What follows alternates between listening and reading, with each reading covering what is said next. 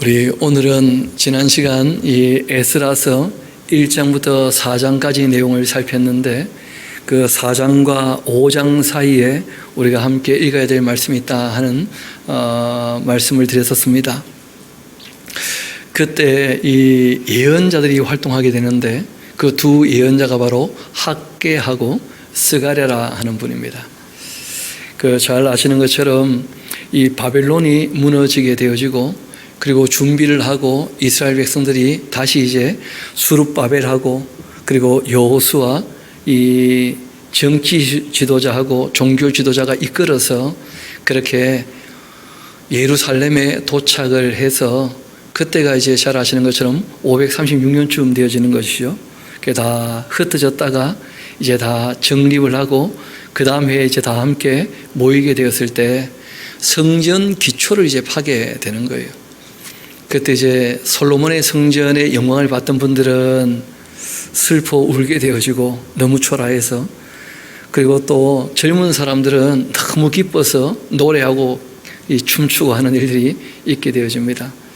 그런데 그러할 때 이제 주변에 방해가 있게 되어지고 고레스는 칙령을 내려놓고 별로 이를 돌보지 않고 또 전쟁하러 나가요. 그 아들 캄비세스 그 이세라는 사람은 그 별로 이렇게 자그마한 나라에 관심이 없었다고 합니다. 그때는 오히려 이 이집트라고 하는 곳이 그 캄비세스 2세가 통치할 때 좀 이런저런 문제를 좀 일으켜서 거기에 관심을 갖고 하다 보니까 이 고레스 왕의 칙령에 대해서 그 예루살렘이 세워져야 된다는 것에 관해서 별로 생각을 안 하는 거예요. 의식도 안 하고. 그러니까 주변에 방해가 있게 되어지고, 그리고 이제 성전 공사는 더 이상 재개되지 않고, 그리고 고레스 왕조는 무너지게 되어지고, 그리고 이제 다리우스 히타페스라는 사람이 그 BC 522년에 그 페르시아 통치를 시작합니다. 그리고 2년쯤 지나서 그 BC 520년이 되었을 때 그 실제로는 기초를 놓고 한 16년이 지난 거예요. 그때쯤 되었을 때 이제 이 학개하고 스가랴가 외치게 되어집니다. 그러니까 성전 공사가 멈춘 지 몇 년 되었는지는 명확히 알지 못합니다만은 많은 학자들은 기초를 파놓고 시작도 제대로 못하고 그렇게 이제 일이 끝난 것으로 그렇게 봅니다. 왜냐하면 성전 공사는 잘 아시는 것처럼 이스라엘 백성들이 스스로 한 것도 아니었고 그 두로 사람들을 불러들여서 이제 일을 하는 것이기 때문에 일이 계속 진행되었다면 한 3, 4년 정도면 충분히 일이 되는 그런 정도의 규모의 일이었거든요.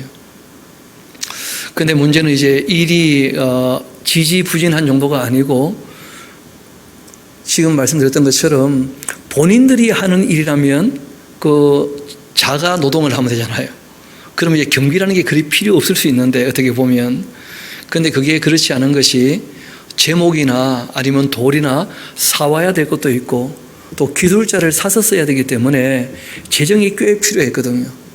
처음에는 하나님께 이렇게 저렇게 바치는 것처럼 했었는데, 그런데 뭐 방해가 일어나게 되어지고 일이 지지부진하게 되어지고, 그리고는 이제 사람들이 다 마음을 두지 않고 열심을 내지 않고 하니까 기술자들도 아마 다 돌아가지 않았겠는가 그렇게 여겨지고, 그러니까 뭐 이스라엘 백성들 스스로는 아무 기술이 없어서 일이 안 되어지고, 그래서 이런저런 얘기들이 있기는 합니다만은 일이 시작되고 얼마 되지 않아서 성전 공사는 중단된 것으로 보통 그렇게 봅니다.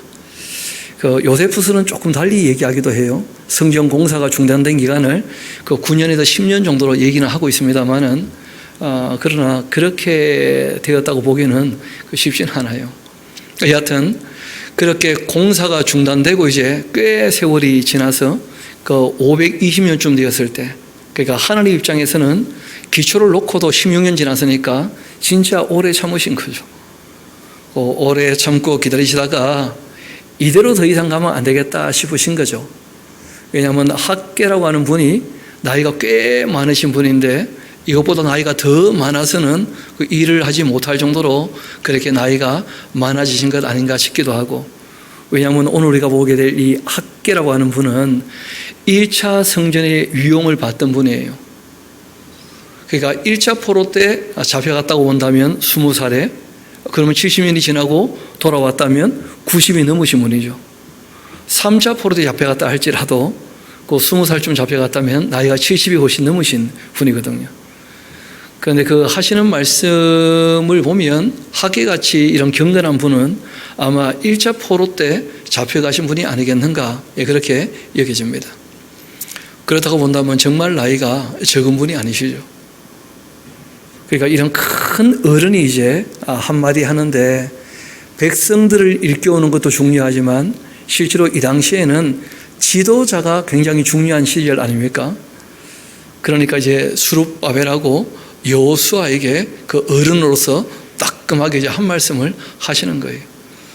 잘 아시는 것처럼 구약에 많은 이 지도자가 있었는데 특별히 정치 지도자들 중에서 예언자의 음성을 듣고 돌이킨 사람은 거의 없습니다. 아마 다윗 같은 분 정도가 나단 예언자의 말을 듣고 회개한 일이 있긴 한데, 그런데 그런 것은 개인적인 회개지 국가 전체적인 회개는 아니었던 거거든요. 그러니까 예언자의 말을 듣고 이 왕들이 또는 정치 지도자가 무릎을 꿇고 회개하면서 전 국민적으로 마음을 돌이키는 이런 사건들이 없었다시피 했는데, 바벨론에 갔다 와서 그 한 20년 가까이 시간이 지난 것이죠. 그때쯤 되었을 때 16년 정도 시간이 지났죠. 그때쯤 되었을 때 이 학개와 그리고 스가랴 예언자의 음성을 듣고서 백성들이 마음을 고쳐 잡은 일이 있게 되었다는 거예요. 대체 무슨 얘기를 어떻게 했길래 그렇게 되었는가? 그게 참 중요하지 않습니까? 그래서 이 학개서는 짤막한 글입니다만은 이분의 설교는 무려 4편이나 기록되어 있어요. 4번에 걸쳐서 설교한 내용이 한 권의 책으로 묶여져 있는데 4편의 설교가 너무 분량이 작아요. 그래서 오늘 4편을 다 볼 겁니다. 그 설교를. 그래도 오늘 평소보다는 좀 일찍 마치지 않겠나 싶기도 합니다만은 기대는 저도 그렇습니다. 기대는.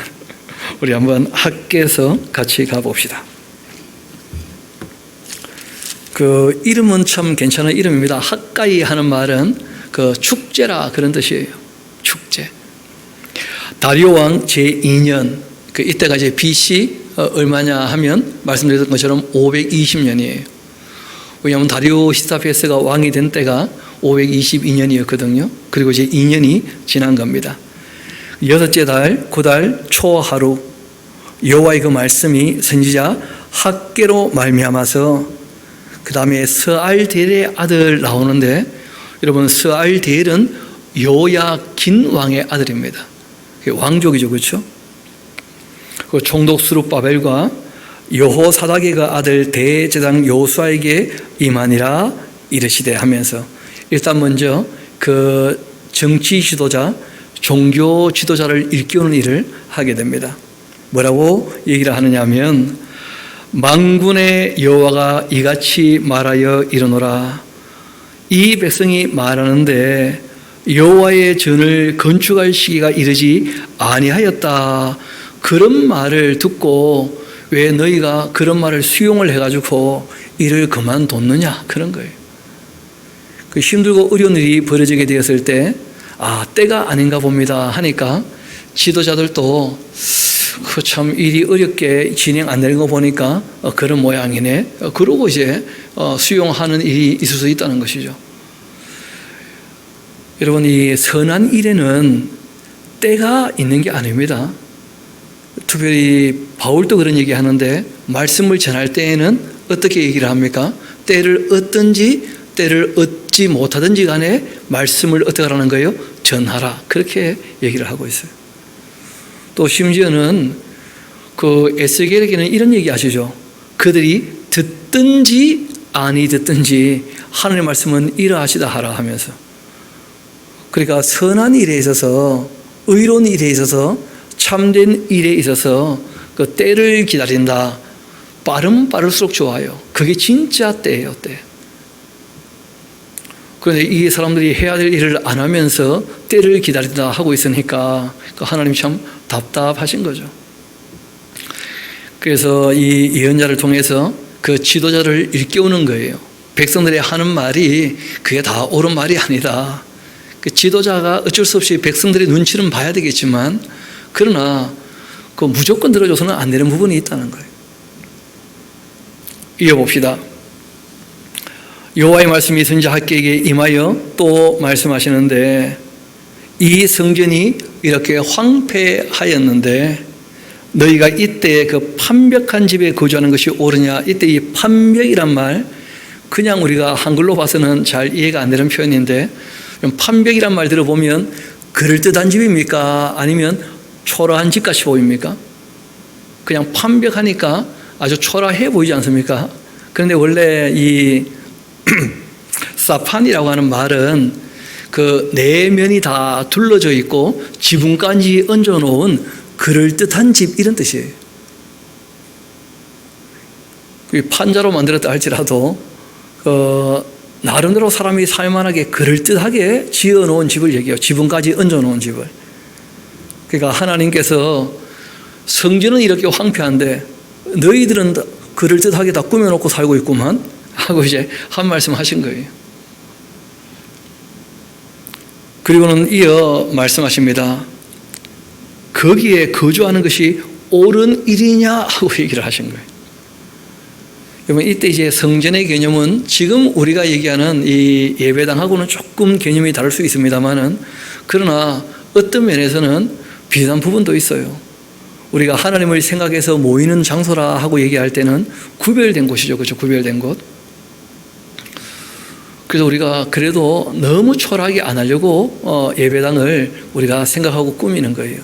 늘 쓰고 닦고 깨끗하게 정리정돈을 하고. 왜냐하면 하나님께 예배하는 곳이니까, 하나님을 기억하는 곳이니까 뭐 그런 것이죠.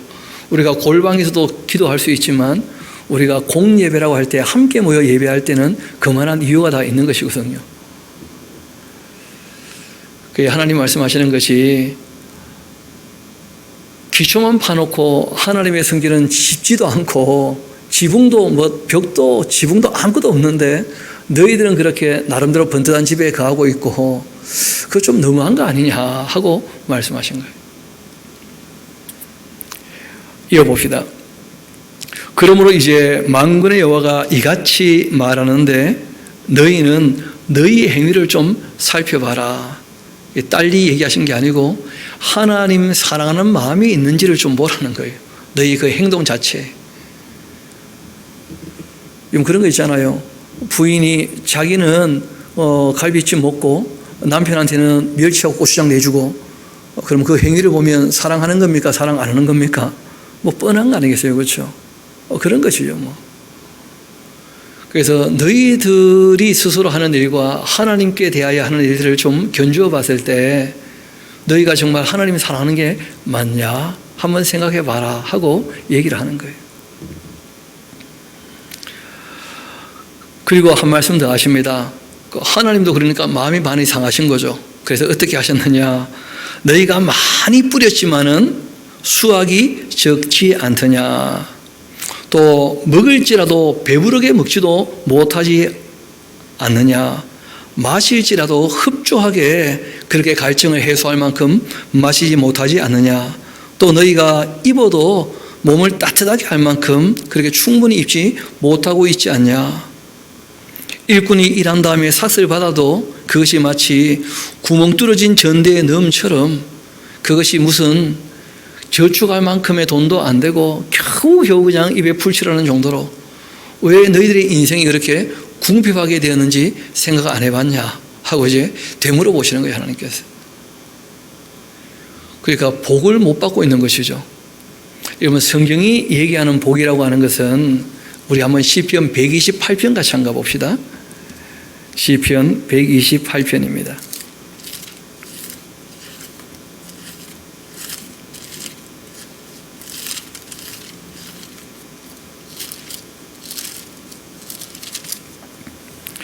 이제부터 제가 한번 읽어드리겠습니다. 여호와를 경외하며 그 길을 걷는 자마다 복이 있도다. 너가 너의 손이 수고한 대로 먹게 될 것이라. 내가 그렇게 복되고 형통할 것이다. 그러니까 성경이 얘기하는 복은 일하지 않았는데 대박을 쳤다, 그런 얘기 하시는 게 아니에요. 성경은 오히려 그 부한 것이라든지 아니면 지혜라든지 용맹 이런 거는 자랑하는 게 아니다 하고 말씀하신 거예요. 이 성경이 얘기하는 보편적인 복이라고 할 때 모든 사람에게 임하는 복에 대한 말씀을 할 때는 손으로 일한 대로 얻게 되는 것을 복이라고 해요. 그 일했는데 얻지 못하고 다 빼앗긴다면 그 복이 아니죠. 수고는 수고대로 했는데 다 그냥 바람에 날아가 버린다면 그런 거 복 못 받는 것이죠. 그래서 성경이 얘기하는 복은 우리가 꼭 기억합시다. 너희 손이 수고한 대로 먹게 되는 것, 이게 이 땅에서 보편적으로 복을 받는 것이고 형통한 거예요. 이것이 진리에 속한 것입니다. 우리는 자꾸 기적적인 내용을 진리에 속한 것처럼 얘기를 하는데 그거는 참 부담되는 얘기예요. 그렇게 되어 있지 않습니다. 진리는 보편적이어야 돼요. 보편적이어야 돼요. 어떤 분이 남들은 다 안 되었는데 자기 그물에만 물고기가 많이 들어왔다 그런 얘기 하신 분 계시거든요. 근데 그분에게만 그런 일이 있겠습니까? 안 믿는 분들에게도 그런 여행수가 있습니까? 없습니까? 복권을 긁으면 기도한 사람만 복권 당첨됩니까? 기독교인들은 그런 여행을 바라는 게 아니죠. 원래가. 그렇지 않습니까? 그래서 우리가 이 진리는 보편적이어야 한다는 걸 꼭 기억하셔야 돼요. 그래서 시편 128편에 말씀하시는 대로 수고한 대로 얻게 되는 것, 이것이야말로 진리가 얘기하는 복과 형통에 대한 문제입니다. 그리고 우리 한 군데 더 가봅시다. 모세란 분이 얘기했던 내용인데 시편 90편 같이 한번 가볼까요? 정말 모세가 수고하고 애쓰면서 모든 이스라엘 백성들이 험난한 광야를 거쳐왔는데 정말 하나님께 복받기를 원하는 그 내용을 이렇게 얘기합니다. 우리 12절부터 한번 제가 읽어드리겠습니다. 시편 90편 12절부터입니다. 우리에게 우리나라의 계수함을 가르치사 지혜로운 마음을 얻게 하소서. 여호와여 돌아오소서. 언제까지입니까? 주의 종들을 불쌍히 여겨 주옵소서. 아침에 주의 인자하심이 우리를 만족케 하사 우리를 일생 동안 즐겁고 기쁘게 하소서. 우리를 괴롭게 하신 날수대로와 우리가 화를 당한 연수대로 우리를 기쁘게 하소서. 주께서 행하신 일을 주의 종들에게 나타내시며 주의 영광을 그의 자손에게 나타내소서. 주 우리 하나님의 은총을 우리에게 내리게 하사 우리의 손이 행한 일 우리에게 경고케 하소서. 우리의 손이 행한 일 경고하게 하소서. 그러니까 손으로 수고한 것이 헛되지 않은 것, 이것이야말로 진리에 속한 가장 보편적인 하나님의 은총이라는 거예요. 그러니까 하나님의 그 은총, 하나님의 복, 하나님께서 형통케 하시는 것은 수고한 대로 얻게 되는 것이거든요. 근데 지금 이제 이 이스라엘 백성들이 그 일자포로 기간 때 돌아와서 성전을 짓다가 그만두고 난 다음에 되는 게 아무것도 없는 거예요. 손으로 열심히 수고하는데 10년 넘는 세월 동안 뭐가 안 되고 있는 거예요. 혹시 손으로 하는 일들이 뭘 잘 안 되고 있다면 한번 자기를 돌아봐요. 하나님과의 관계가 정말 바르게 되어져 있는지 한번 돌아봐야 돼요. 저는 말하기는 우리 모든 샤론의 권속들이 하나님께서 주시는 복을, 은총을, 그리고 형통함을 다 누리게 되기를 소망합니다. 정말 그러거든요. 목사로서 성도님들이 일을 했는데 일이 안 된다 그런 얘기하면 저도 참 속이 상해요. 그런데 일을 한 것들이 다 정말 원만하게 수고한 대로 얻게 되어지고 그렇게 삶이 영위되는 것을 보면 그건 너무 감사한 일이죠. 그래서 하나님께서 말씀하신 겁니다. 왜 너희가 아무것도 안 되고 있냐 좀 생각을 해보라는 거예요. 다시 우리 1장 7절로 이제 돌아갑시다. 하께서 다시 말씀하시죠. 만군의 여호와가 말하노니 너희는 자기의 행위를 좀 살펴보아라.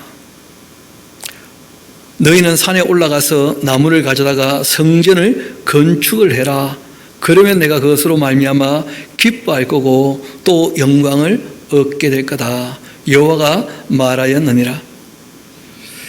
그런데 전혀 너희들은 나의 기쁨이나 내가 즐거워하는 것은 생각 안 하고 자기 일에만 바빴다는 거예요. 너희가 많은 것을 바랐는지 모르겠는데 도리어 적지 않더냐. 너희가 또 그것을 집으로 가져갔다. 실제로 하나님 성전 지으려고 이제 목재하고 다 갖다 놨던 거, 그건 누가 다 들고 간 거예요. 벌써 보니까 다 집으로 가져갔다는 거예요. 그랬지만 내가 하고 다 풀어버렸어요. 하나님 풀어버리니까 뭐 다 사라지는 거죠. 나 만군의 여호와가 말하노라, 이것이 무슨 까닭이겠느냐? 내 집은 황폐했는데 너희는 각각 자기 집을 짓기에만 빨랐지 않느냐? 그러므로 너희로 말미암아서 하늘은 이슬이 그쳐버렸고 땅의 산물은 그치고 말았다. 여러분, 집만 벗어나면 뭐합니까? 먹을 게 아무것도 없는데, 양식이 없는데.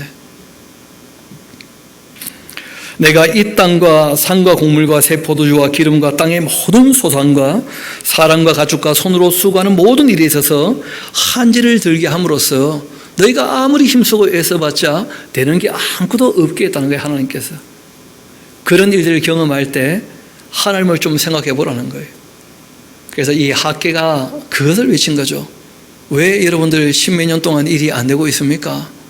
생각해 보셨습니까?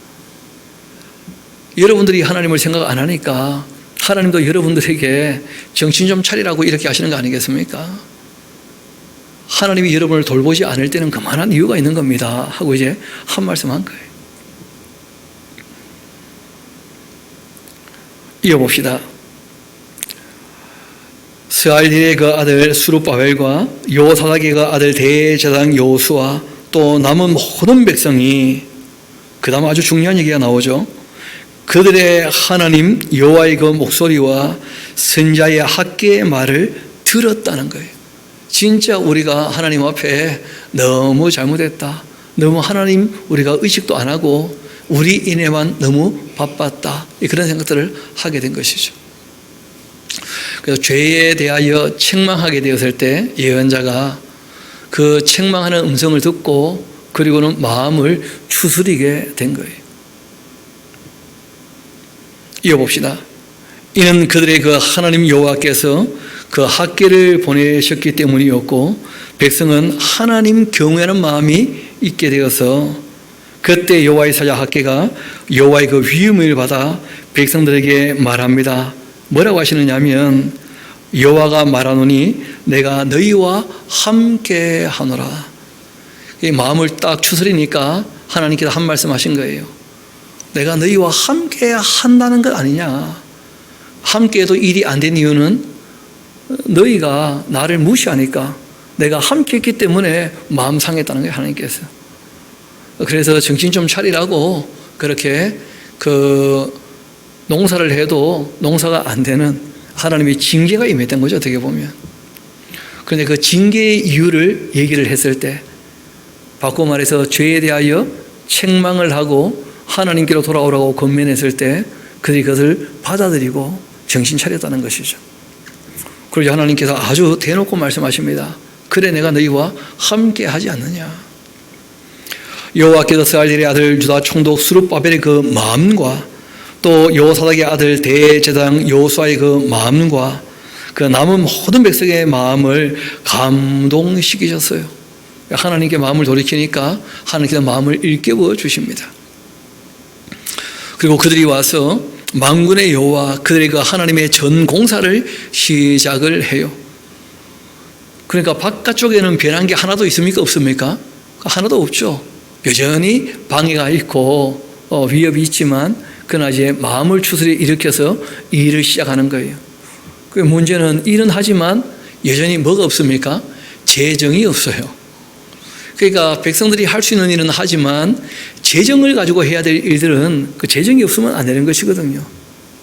그러니까 이 지도자들은 백성들이 마음이 일어나서 일을 시작했는데 오히려 일을 하게 되니까 암담할 수 있죠.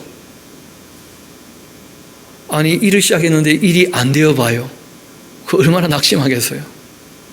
그런데 뭐 하나님께서 마음을 일으켜 주셨지만 실제로는 수중에 돈이 없으니까 거기에 대해서 좀 마음이 흔들릴 수도 있고 참 걱정이 되기도 하고 염려가 있기도 하고 뭐 그런 것이죠. 그리고 이제 한 달쯤 지났습니다. 2장 봅시다. 7째 달 그 달 21일에 그 여호와의 말씀이 선지자 학개에게 임하였습니다. 이거 두 번째 설교죠. 이르시되 너는 스알디엘의 아들 유다 총독 수룹바벨과 여호사닥의 아들 대제사장 여호수아와 남은 그 백성에게 말하여 이르라. 너희 가운데 남아있는 자 중에서 이 성전의 이전 영광을 본 자가 누구냐? 이제 이것이 너희에게는 어떻게 보이느냐? 이것이 너희 눈에도 보잘것없지 아니하냐? 학계 입장에서는 명확히 1차 성전을 봤기 때문에 이런 얘기를 할 수 있거든요. 근데 보잘것없는 성전을 지을 때 해도 지금 좀 앞이 캄캄한 거예요. 지도자들 입장에서는. 그래서 이어 얘기합니다. 그러나 여호와가 이르노라. 수룹바벨아, 스스로 굳세게 해야 한다. 하나님이 감동시켜서 일을 시작했지만 마음이 흔들리고 있거든요. 염려가 있고. 그래서 스스로 좀 굳세게 해봐라. 내가 그 길을 좀 열어주겠다. 그런 것인데요. 또 한 말씀 더 하십니다. 여호사닥의 아들 대제사장 여호수아여 스스로 굳세게 할지어다. 여호와의 말이니라. 이 땅 모든 백성아 스스로 굳세게 하여 일할지어다. 그리고 근거를 명확히 말씀하셔요. 내가 너희와 함께 하니까. 그러니까 너희로서는 방법이 없는 것처럼 보이겠지만 내가 방법을 낼 거야. 그러니까 일단 스스로 일어나 일을 해야 돼. 왜냐하면 스스로 무너져 버리면 하나님이 함께도 안 되거든요. 여러분 종종 말씀드리지 않습니까? 하나님께서 스스로 하시는 일은 다 이루어지지만 하나님이 사람을 통해 하시는 일들은 사람이 일을 해야 하나님의 일이라도 이루어지거든요. 근데 그때 사람들이 스스로 무너져 버리면 지금 우리가 봤잖아요. 성전 짓다가 그만두고 10년 넘는 세월이 훨씬 지났음에도 불구하고 하나님이 원하시는데 하나님의 뜻인데 시간이 되었음에도 불구하고 하나님이 함께 하는데도 불구하고 일이 되고 있습니까? 안 되고 있습니까? 안 되고 있어요. 왜냐하면 사람들이 안 하고 있기 때문에. 그래서 그들이 이제 일을 시작을 했음에도 불구하고 앞이 좀 캄캄하니까 그 생각이 있는 사람들은 계산이 딱 나오잖아요. 이렇게 시작을 했는데 지금 있는 경비 다 써버리면 그 다음 어떻게 하냐, 이게 빤히 보이거든요. 그러니까 이제 사람들이 이런저런 염려와 걱정이 있을 수 있는데 우리 같은 사람은 그냥 아무 생각이 없으니까 그냥 시키는 대로 하면 되니까 별로 염려 안 할 수 있다 해도 그 앞에서 지도하는 사람은 입장이 다르거든요. 다 계산하고 견주어서 일을 해야 되는데 이 계산이 안 맞는 거죠, 어떻게 보면. 그래서 이 예언자를 통해서 스스로 굳세게 해라. 스스로 내가 함께 하니까 너희들이 하기만 하면 내가 어떻게라도 돕겠다는 거예요. 하나님께서 그 하나님의 도움의 손길을 경험할 수 있는 명확한 근거를 제시하시는 거예요. 내가 너희와 함께 한다. 그때 이제 그런 일들이 있게 되는데 좀 더 봅시다. 5절 이어 이렇게 말씀하십니다. 너희가 애굽에 나올 때에 내가 너희와 언약한 말 나의 영이 계속하여 너희 가운데 머물러 있지 않느냐. 그러니까 너희는 뭐 하지 말라고요? 두려워하지를 말아라. 여러분 애굽에서 나올 때에도 그냥 나왔습니까? 한몫 챙겨 나왔습니까? 한몫 챙겨 나왔죠. 여러분 또 광야 생활할 때 그들이 농사 지어 먹었습니까? 만나가 내려왔습니까? 그러니까 내가 너와 함께 한다면 역사를 살펴보라는 거예요. 내가 도와주지 않았는지. 그러니까 지레 짐작하고 두려워하지 마. 적어도 이 일은 내가 원하는 일이다. 그러니까 그 일을 할 때 두려워하지 말라는 거예요. 여러분 이걸 또 예배당 짓는 데다가 바로 갖다 붙이고 그러면 안 됩니다. 예배당 짓는 것은 하나님이 뜻하신 바입니까? 교회에서 회의에서 결정했습니까? 그러니까 더 두고 봐야 돼요. 진짜 뜻인지 아닌지는. 그래서 그런데 막 이걸 갖다 붙이고 그렇게 하면 그는 위험한 일입니다. 그럼에도 불구하고 우리가 그 예배당을 지을 때 욕심으로 짓는 것이 아니고 정말 성도들이 다 함께 마음이 일어나 가지고 우리가 주님 예배할 처소를 한번 마련합시다 하고 예배당을 짓게 될 때는 그 도움의 손길을 경험했던 간증들이 얼마든지 있어요. 제가 염려하는 것은 욕심으로 지으면서 자꾸 하나님의 뜻이라고 밀어붙이는 사람들이 의외로 많기 때문에 그런 거예요.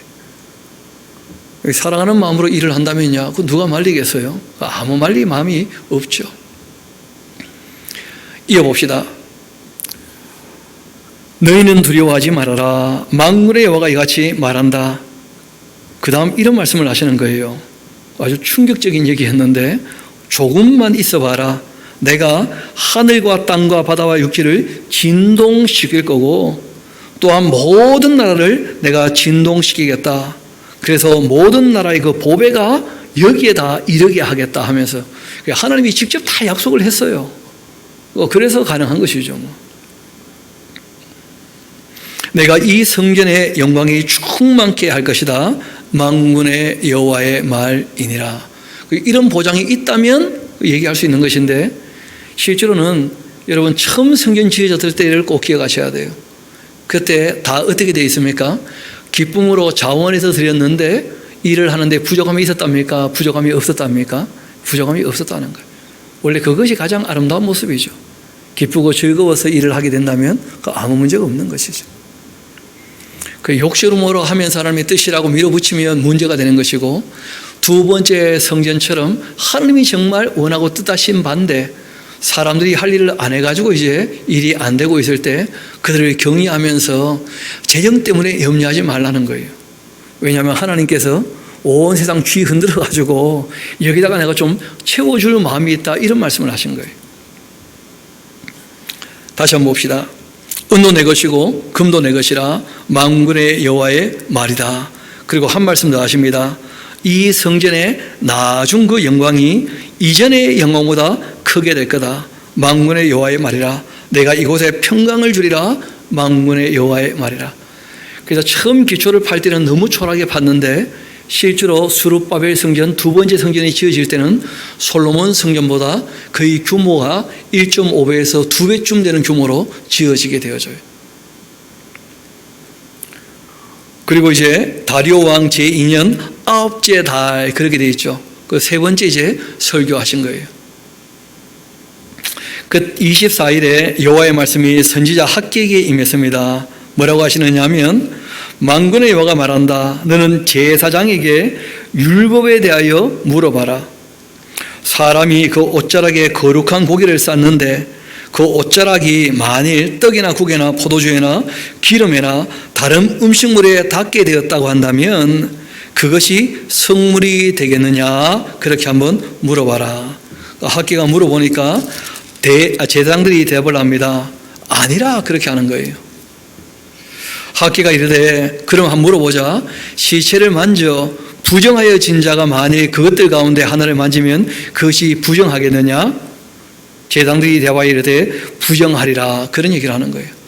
여러분, 이런 걸 보면 참 이 참된 것, 선한 것, 의로운 것, 이런 것이 확장력에 있어서는요 너무 약해요. 반면에 거짓된 것, 악한 것, 불의한 것, 이런 것은요, 부정한 것들은 확장력이 굉장히 세요.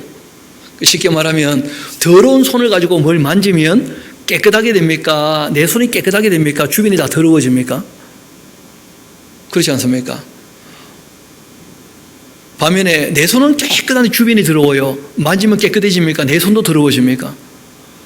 그러니까 부정한 것은 다 하면 다 부정하게 되는 거예요. 하나님께서 거룩해 하셔야 거룩하게 되는 것이거든. 그러니까 이 더러운 것은 확정력이 너무나 강한데 깨끗한 것은 확정력이 너무나 약하다는 거예요. 오히려. 그러니까 뭐 지금 다 부정한 사람들이 일을 하면 다 부정하게 되고 마는 거죠. 뭐. 너희들이 마음을 바꾸고 일을 하면 하나님이 깨끗게 하시면 깨끗하게 되는 거예요. 그래서 우리가 잘 아는 것처럼 제단에다가 피를 바르면 제단이 어떻게 됩니까?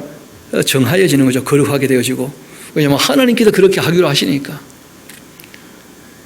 이어서 이렇게 이어 말씀하십니다. 또 물어보자. 학개가 이르되, 시체를 만져 부정하여진 자 만일 그것 가운데 하나를 만지면 그것이 부정하겠느냐? 제사장들이 대답하여 이르되 부정하리라. 이에 학개가 대답합니다. 이르되 여호와의 그 말씀이 내 앞에 이 백성이 어떻다는 거예요? 다 부정하게 되고 말았다는 거예요. 왜냐하면 하나님 뜻대로 일을 하고자 하는 마음이 없이 자기 일에 바빴으니까 다 부정하게 되고 말았고, 그리고 이 나라도 다 부정하게 되었고, 그러니까 그 손으로 하는 모든 일도 다 부정하고, 그들이 거기에서 드리는 것도 다 어떤 거예요? 부정한 거예요. 왜냐하면 하나님 사랑하는 마음이 있었던 게 아니고 자기 일에 다 바빴었기 때문에, 그래서 모든 일이 다 부정하게 되고 만 거예요. 그런데 이제 원하건대 너희는 오늘부터 이전 곧 여호와의 그 전에 돌이 돌 위에 놓이지 아니하던 때를 기억해봐라. 그때 너희가 부정한 사람들이니까 20고루 곡식 더미에 이르렀는데 10고루 뿐이었어. 농사가 안 돼. 반밖에 거두지를 못해. 또 포도즙 틀에 50고루를 길어 가봤지만 20고루 뿐 없지 않았느냐. 왜 다 세버렸겠냐 그렇게.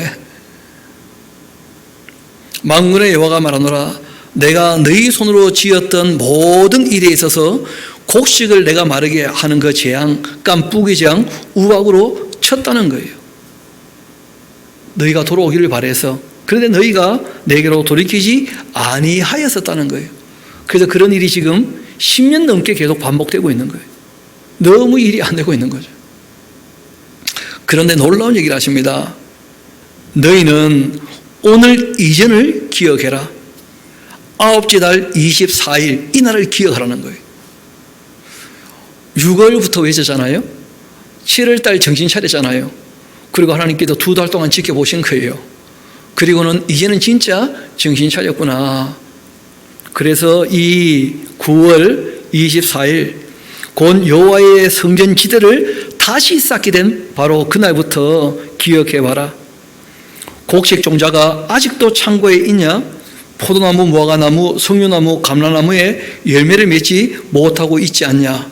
그런데 오늘부터 내가 너희에게 뭘 주겠다고요? 복을 줄 거라는 거예요. 그러니까 1년 동안은 어차피 어려울 겁니다. 그렇지 않습니까? 그런데 이때부터 시작을 해서 1년 딱 지나면 그들이 수고한 대로 이제 어떻게 될 겁니까? 얻게 될 거예요.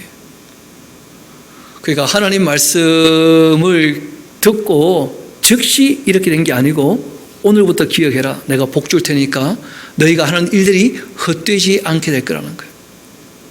그리고 실제로 이제 이때 또 같이 있었던 사건이 하나 있습니다. 우리 조금 더 봅시다. 네 번째 설교죠. 그달 24일 당일이었습니다. 여호와의 말씀이 다시 학개에게 임해서요. 그 뭐라고 말씀하시느냐면 너는 유다 총독 스룹바벨에게 말하라. 이 백성에게 말하고 그날 당일에 스룹바벨에게 한두 마디 더한 게 있었습니다. 내가 하늘과 땅을 진동시켜 줄 거다. 그리고 여러 왕국의 보좌를 내가 엎어버릴 거고, 그리고 여러 나라의 세력을 내가 멸할 거다. 너희 주변에 지금 방해가 있는 모양인데 그 모든 방해를 내가 다 제거해 줄 거고, 그리고 또 어떻게 할 거라는 거예요? 그 금과 은도 내 것이니까 다 쌓아주겠다. 지금 그 얘기를 하시는 거예요. 그 탄자 엎드러뜨릴 테니까 말과 그 탄자가 각각 그 동료의 칼에 엎드러질 거다 하면서, 여러분 스룹바벨이 들을 때 참 믿기 어려운 얘기죠. 하나님이 직접 관여하지 않으시면 안 되는 일이에요. 크게 두 가지를 지금 얘기하고 있죠. 하나는 뭐냐면 주변의 모든 이 방해하는 사람들 다 제거해 버릴 것이고, 그리고 지금 재정이 없어서 일이 안 되고 있을 텐데 내가 재정을 충당해 주겠다 이렇게 얘기하신 거예요. 그 다음 23절 이어봅시다. 만군의 여호와가 말하노라. 스알딜의 아들 내 종 스룹바벨아, 여호와가 말하는데 그날 내가 너를 세우고 너를 인장으로 삼을 거다. 그러니까 백성들이 생각할 때는 스룹바벨이 시원치 않아서 일이 안 되는 것처럼, 또 그때 이 예루살렘 이스라엘은 너무 작은 나라 아닙니까? 5만 정도가 모였었잖아요. 1차 포로 기간 때 돌아왔을 때. 그러니까 뭐 나라가 나라 꼴이 됐겠습니까? 그런데 하나님께서는 스룹바벨을 뭐라고 얘기하시느냐면 나의 인장반지라는 거예요. 하나님께서 원하시고 바라시는 것은 스룹바벨을 통하지 않고는 이루어지지 않는다는 거예요. 그만큼 하나님께서 스룹바벨을 위대하게 보시는 거예요. 나의 인장반지다. 그래서 이 성경에는 나오지 않지만 그 역사를 조금 얘기할 수밖에 없습니다. 여러분 잘 아시는 것처럼 이 다리우스 히다페스가 이제 새로운 왕조를 시작하게 되어져요. 그 왕조를 시작하게 되어지면 왕을 모시는 그 7 모사가 있는데 원래 자신이 그 고레스 또 캄비세스 2세를 모셨던 7 모사 중에 하나였거든요. 근데 그 사람이 지금 왕이 된 거 아니에요. 그러니까 7 모사 중에 한 명이 어떻게 된 겁니까? 결원이 된 거예요. 그리고 또 새로운 왕조가 이제 시작되었을 때 자기 옆에서 늘 이 왕을 모시는 그러한 이 권력자들 중에 자기 최측근이 또 하나 있으면 참 좋겠다 하는 마음이 있었던 합니다. 이랬거나 저랬거나 간에 여하튼 왕조가 바뀌고 왕이 일어나게 되었으면 이때 페르시아라고 하는 나라는 무려 127개 나라에서 조공을 바치는 그런 나라거든요. 그러니까 그 나라들이 한 번 다 인사로 올라와야 돼요. 거기 이제 이 이스라엘도 포함되어 있는 것이거든요. 그래서 스룹바벨이 이제 다리우스 히다페스에게 인사로 올라가요. 인사로 올라왔을 때 이 다리우스 히다페스는 그 어릴 때 이 스룹바벨하고 함께 공부했던 기억이 있습니다. 그리고 굉장히 이 스룹바벨을 잘 봤어요. 그래서 자기 때문에 결혼되었던 그 자리에 이 스룹바벨을 앉힐 마음이 있었던 듯합니다. 그래서 이 왕이 어떻게 하느냐 하면 이 자리에 앉힐 만한 사람을 위하여서 우리가 모든 사람이 인정할 만하게 내가 한 가지 그 의제를 내놓을 테니까 여기에 대하여 최고의 답을 낸 사람, 그 최고의 지혜자니까 그 사람을 이 자리에 앉히자. 그렇게 되어가지고 이제 분위기도 좋지 않습니까? 잔치 자리고 하니까 그 의제를 낸 것이 뭐였냐면 우리가 가장 강한 나라가 되어야 되는데 무엇이 세상에서 가장 강하겠는가 이런 의지를 낸 거예요. 거기에 대해서 뭐 답들이 천차만별인데 어떤 사람은 뭐 이 술이다. 왜냐하면 사람이 술만 먹으면 꽐라가 되니까 술 이게 통제가 잘 되어야지 그러지 않으면 안 된다. 그래서 그랬는지 여러분 그 아수에로 왕이 파티를 할 때는 술을 아주 규모 있게 먹어요. 권하지도 않고 딱 자기가 스스로 절제하도록. 그 술에 대해서 아주 예도가 있었다는 거예요. 또 어떤 사람은 군사가 정말 강해야 됩니다. 왜냐하면 모든 군사가 나라들을 집어삼키니까. 어떤 사람은 또 결국은 군사를 호령하는 왕이 아니겠습니까? 좀 냄새가 나는 사람도 있죠. 옆에서 늘 아부하는 사람들. 뭐 그런 사람들 얘기해봤자 별로 소외시지 않은 거예요. 또 어떤 사람은 여자가 가장 강합니다. 남자가 세계를 지배하지만 남자를 지배하는 것은 여자입니다. 뭐 이런 사람 꼭 있거든요.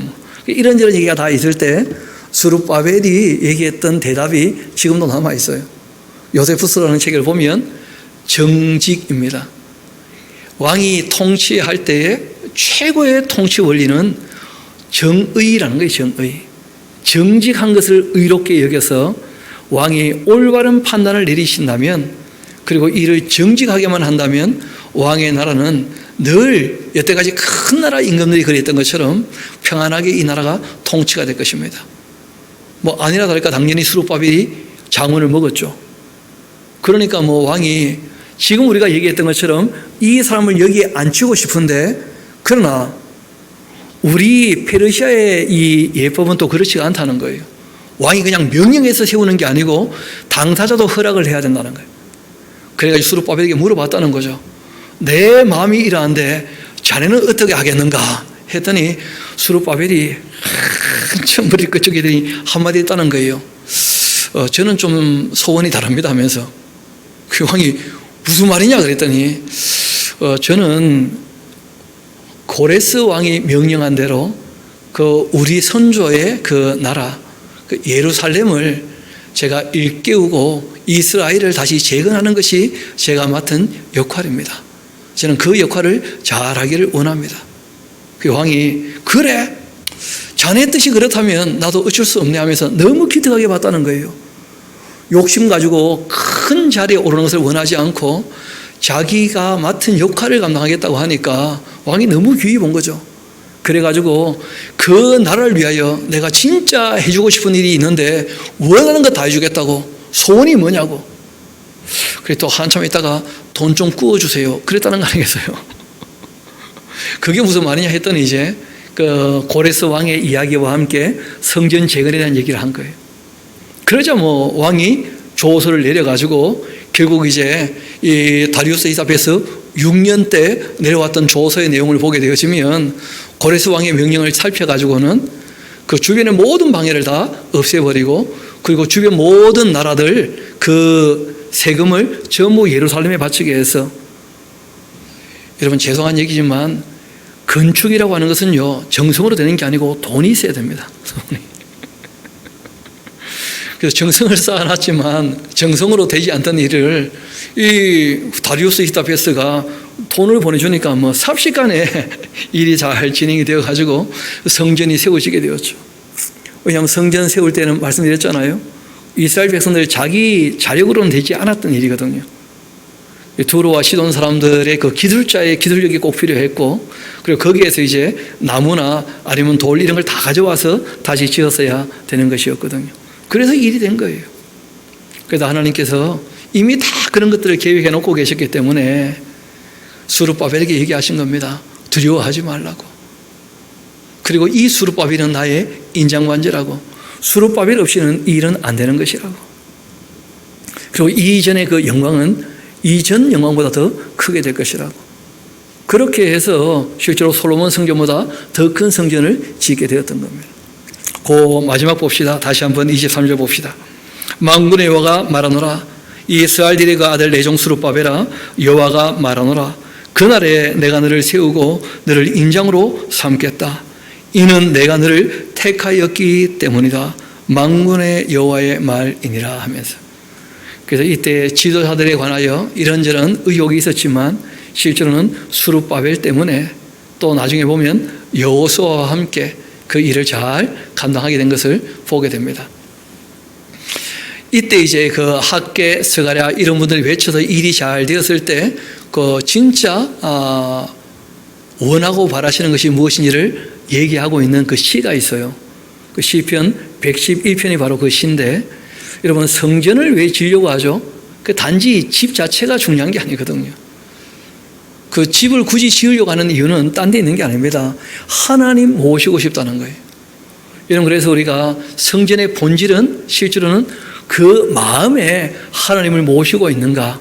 그래서 하나님을 모시고 있는 사람이라면 그 마음이 곧 뭐라는 거예요? 성전이라는 거예요. 그럼 구약이나 신약도 마찬가지예요. 그래서 건물을 짓는 게 중요한 게 아니고 그 마음이 먼저 잘 세워져야 돼요. 그래서 예언자가 나타나서 그 마음의 집을 먼저 잘 세웠고, 그 마음에 하나님 계시니까 그러니까 이제 일도 일대로 되는 것이죠. 우리 시편 111편 오늘 읽고 모든 것을 마무리하도록 합시다. 우리 시편 111편 같이 한가 봅시다.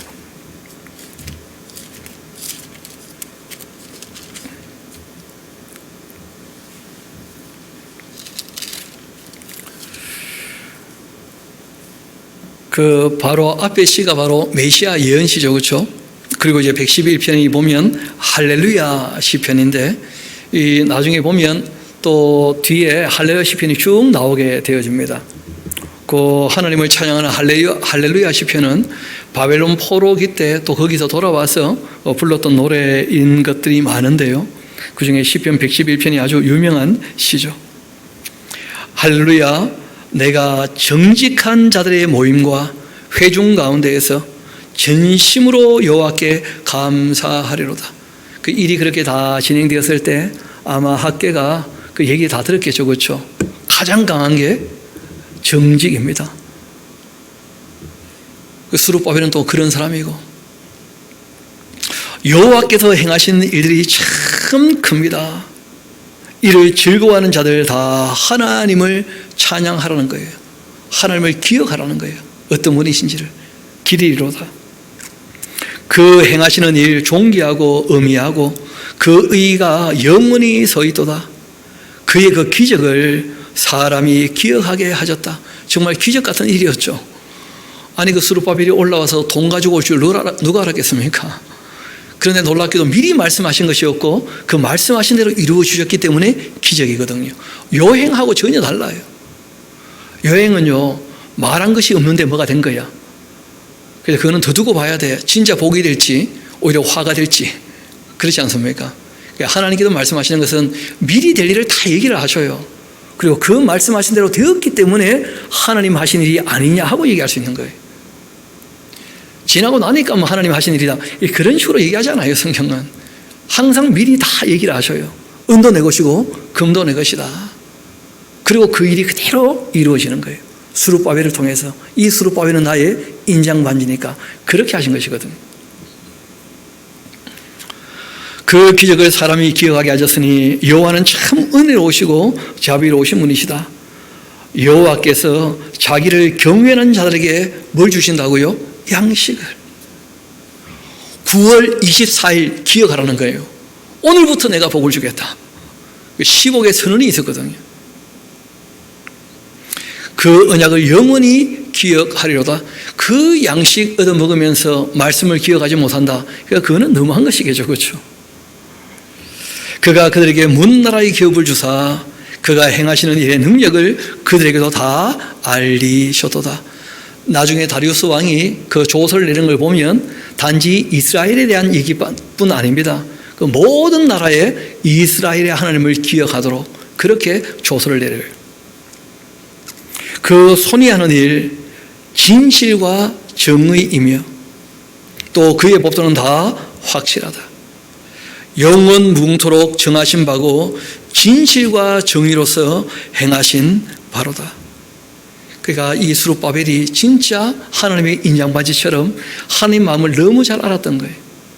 나라를 통치하려면 뭐가 제일 필요하다고요? 정직입니다. 정직. 정의가 꼭 필요하다는 거예요. 정직함을 의로 삼아야 돼. 진실과 정의로 행하신 바로다.